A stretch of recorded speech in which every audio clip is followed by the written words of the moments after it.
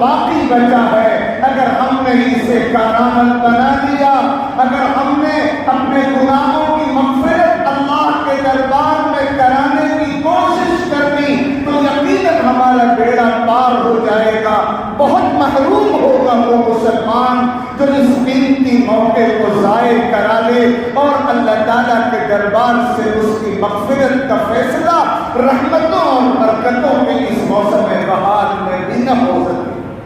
इसलिए एक करने का काम तो ये है कि बस अब हम सच्ची तौबा कर लें, अल्लाह के दरबार में नदामत के साथ गिड़गिड़ा कर तौबा करें, दुआ मांगे, माफ़ी के तलबगार बन जाएं, इस यकीन के साथ कि सच्ची तौबा अल्लाह के दरबार में कबूल होकर रहती है। अल्लाह ताला तलब के साथ उठे हुए हाथों को कभी रद्द नहीं फरमाए।